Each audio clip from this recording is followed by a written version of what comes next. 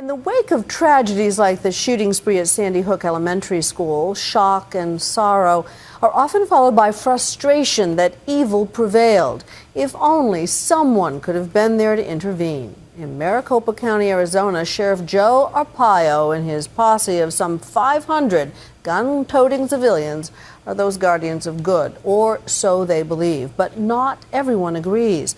My co-anchor, Terry Moran, reports. At a high school just outside Phoenix, Arizona, a madman stalks the halls.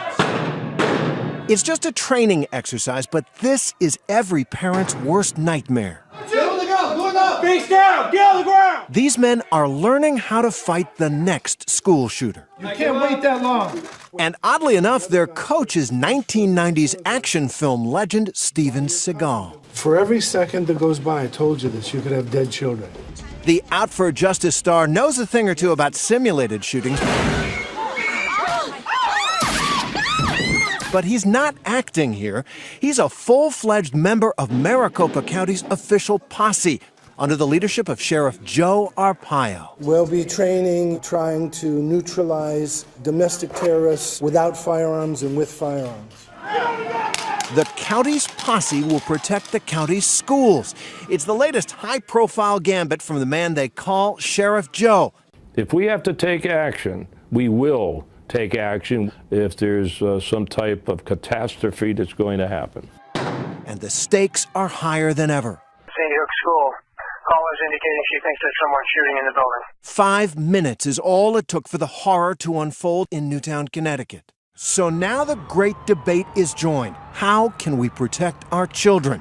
This week, the National Rifle Association offered at least one answer: armed teachers. That is an appropriate resource that a school should be able to utilize. But back in Arizona, Sheriff Joe has decided to take matters into his own hands.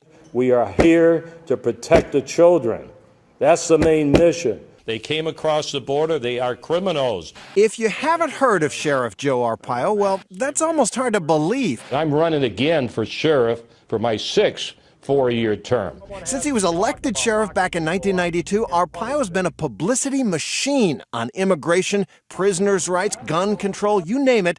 This man has found his way into the national discussion. Guns? Killing kids? That didn't happen when I grew up. And now he's got an angle on school safety. So the NRA comes out and makes this call for guns in schools. Are you just doing the NRA's bidding? I don't copy other people, what they do. They copy me. Arpaio's idea: armed citizens enlisted into his 3,000-member sheriff's posse patrolling near schools in the mostly rural, unincorporated towns of Maricopa County. A lot of people around the country hear the word posse, and they think an undisciplined gang of guys without proper supervision endangering the community rather than protecting it. Maybe they're watching too many old cowboy movies, but the concept is the same. Instead of going after horse thieves, we go after car thieves and or anybody else that violates the law. Chamber open, magazine inserted, safety's on. Screws are ready. You don't want a hole in your roof. Mike Garstad is one of Sheriff Joe's posse men, one of 500 he's certified to carry a weapon. It's not glamorous.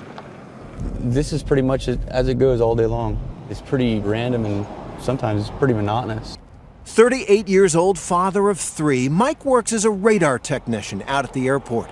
Like every other member of Arpaio's posse, he's a volunteer. It's like a hobby. You know, some people take up pottery, some people take up poker playing. I choose to do this.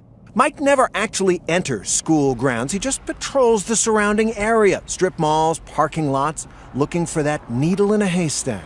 The school patrol is essentially a community patrol. But gun control advocates say armed civilians anywhere near a school could be a recipe for disaster. Some of the parents we spoke with at a school on the posse's watch agree. You have people that have weapons on them that can murder other people, and they're volunteers. They're not police officers. And I honestly worry about instances like what happened in Florida with Trayvon Martin. This is rent-a-cop stuff. Geezers with guns, people say. And you're risking the kids' lives more than you're protecting them. What kind of training do these guys have? We give them law enforcement training. In fact, I'm going to do more. It's the same training that you'd get in the police academy? Not exactly. They don't go through that many hours. You can go through all the training you want, but it's the common sense sometimes that makes a difference. Arpaio has built his posse over the years and assigned them all kinds of tasks, from patrolling malls during holidays to investigating President Obama's birth certificate to hunting down undocumented immigrants. For 3.5 years, every day they're in front of this building calling me Nazi, Hitler. The Obama administration's Justice Department has filed a suit accusing Arpaio of a pattern of unlawful discrimination. Joe's gotta go! Joe's gotta go! Activists call it a reign of terror, and they worry that the sheriff's school posse will be part of it. I'll get on the other side here. I saved their lives? Where? Saved my kid's life. They were on drugs. Wait, they were on drugs. You getting this?